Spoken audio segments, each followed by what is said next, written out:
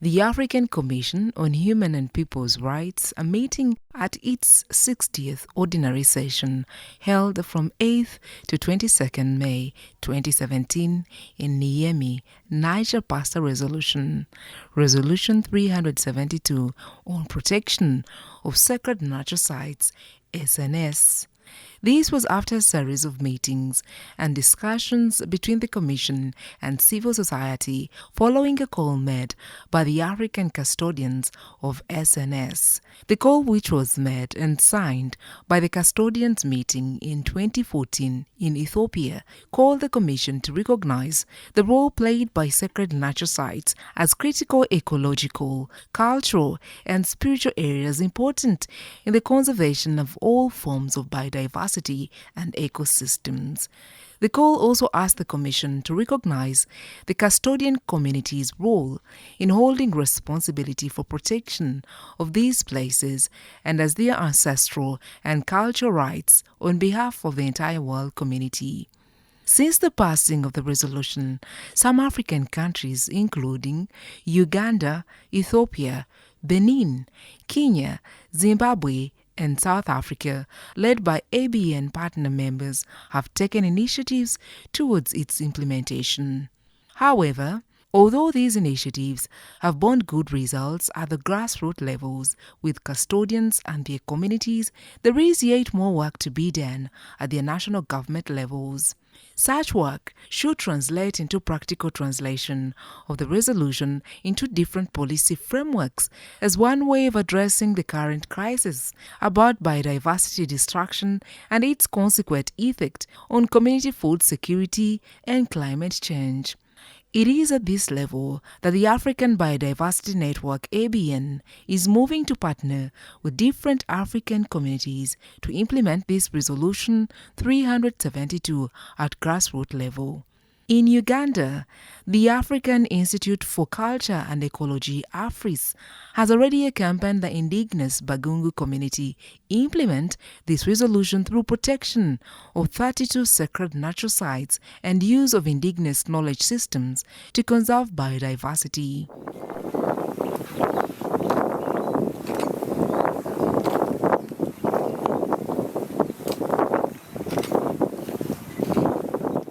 In May 2023, Africe, in partnership with the African Biodiversity Network ABN, organized a meeting of partners from Ethiopia, Niger, Kenya, Tanzania, Rwanda, and Uganda, among others, in Bulisa district, to discuss the implementation of the African Commission on Human and People's Rights Resolution 372. The meetings that took place in Hoima and Bulisa districts aimed at forging a way forward on conserving biodiversity through strengthening community and ecosystem resilience. This Ugandan event was held under the theme supporting the implementation of the activities aligned with the African Commission Resolution 372 on protection of sacred natural sites and territories under the East African sub-region. This action by the African elders and civil society organizations is a deliberate move to hold state actors to hold sacred natural sites in high esteem towards observance of rights of nature. Indeed, some cultural institutions and Bulisa District Council in Uganda have come up to partner with Africe in restoration of the degenerating cultural values as the only approach to restore nature. Bunyoro Kitara, Toro, and Buganda kingdoms are some of the cultural institutions that heed to the call by Africe and ABN to restore the role of custodial clans in protection of sacred natural sites. Andrew Byakutaga is the Prime Minister of the famous Bunyoro Kitara Kingdom. He has expressed concern over the rampant destruction of sacred natural sites in the wake of extractives in the region. In a speech read for him by the first Deputy Prime Minister and also Minister for Culture, Nyenduoha Mutiti, the Premier explains that continued destruction and encroachment on sacred sites has resulted into loss of biodiversity, plant pollinators, and contributed to environmental degradation. You see, most of these cultural sites Most of these cultural sites are either in the forests or up the hills. So when you destroy forests and you tamper with some hills, then you are likely to cause what is happening as what you have referred to. Yeah. During a meeting organized by the African Biodiversity Network, African Institute for Culture and Ecology, and Kenya's Maendeleo Endelevu Action Program in the Albertine region, cultural experts from different parts of Africa, including Ethiopia, Niger, Kenya, Tanzania, Rwanda and Uganda, called for a robust action to stop destruction of nature.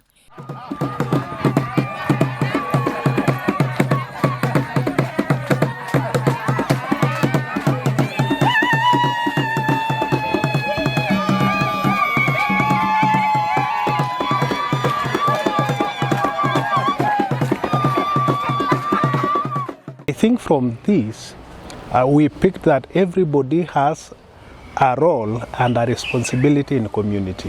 One, women had their role, planting and harvesting and taking the seeds.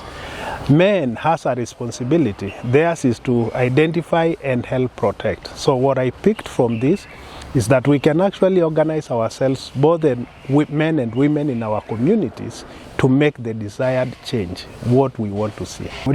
Mu baturage bacu cyangwa se mu duce ko tugiye tumeze aho twabonye inzira banyuzemo kugira ngo bagere aho bari ho kubungabunga umuco wabo kubungabunga umwimerere wabo kandi ari mwiza kuko turi abanyafrika tugomba kubaho ubuzima bwacu kuko ubundi buzima n'ubw'abandi. There are seeds which are medicinal for treating many kind of diseases, which is a perfect way of documenting our indigenous language for the next generation. And I was so happy to exchange ideas with our elderly women, our elderly men, and also indigenous people in general. And I'm happy and I'm ready to learn and take back my experience to my country. Kama Mbarokea tunafanya kazi na ABN na tutahakikisha kwamba kile ambacho amekusudia kuhakikisha kwamba hatuharibu mazingira, tunatunza asili yetu, tunatunza mimea, tunatunza kila kitu ambacho kinatokea kama asili kitaendelezwa Tanzania vile vile. Kwa hiyo kazi kama hii ambayo imefanyika hapa tunatarajia pia hata Tanzania itaweza kufanyika. Tutawaita na wenyewe wataanza kujifunza kuangalia maeneo mbalimbali ambayo yamehifadhiwa kwa ajili ya kuendeleza vile vitu vya asili kama vinavyofanyika hapa Uganda. The meeting deliberated on biodiversity conservation through strengthening community and ecosystem resilience, among others.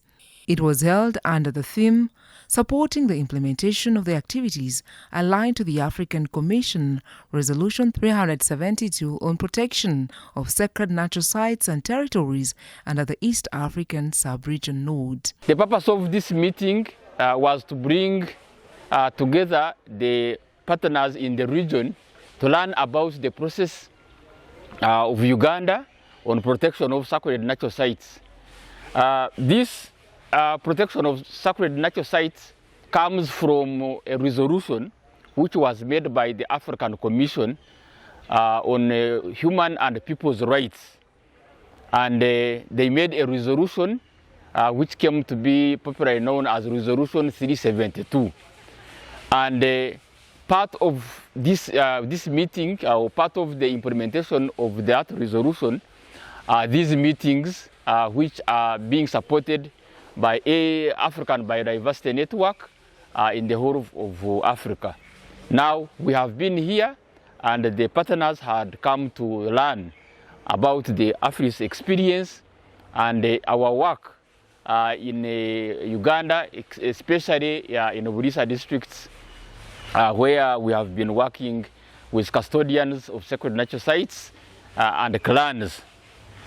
The executive director, Africe Dennis Tabaro, explained that they started the campaign to conserve sacred natural sites and territories in Bugungu, Bulisa, because they are attached to their clans.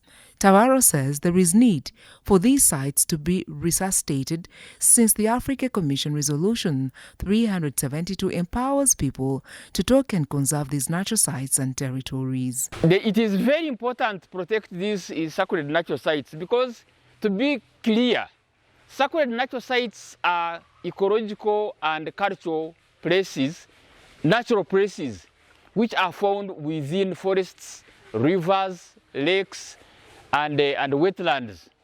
And they form the lungs and the heart of those ecosystems. The heart of a forest, the heart of a wetland, the heart of a river. And we protect those. Our communities have been protecting this for so many years. But now, because of influence of modernity, influence of mainstream religion, these custodians have been suppressed. They could not talk about this. And yet, these places are very important for climate change because they regulate the climate change. They are habitats of all sorts of biodiversity. Talk about animals, talk about birds, talk about insects. They are all from there. And at the same time, they provide medicine for communities. The General Coordinator, African Biodiversity Network, Fasil Gebeyehu Yalamtu, says problems of African countries are similar. It has been an inspiring experience in relation to what is really going to be taken home as a lesson, and also to inspire other African communities elsewhere. So they have been engaged with different process, an engaging process at a community level, and then inspiration and encouragement with lots of challenge, also interacting with different stakeholders, including government. And also we also have been involved in different levels to also link them regionally in their efforts, and also in collaboration with our ally in the UK called Gaia Foundation.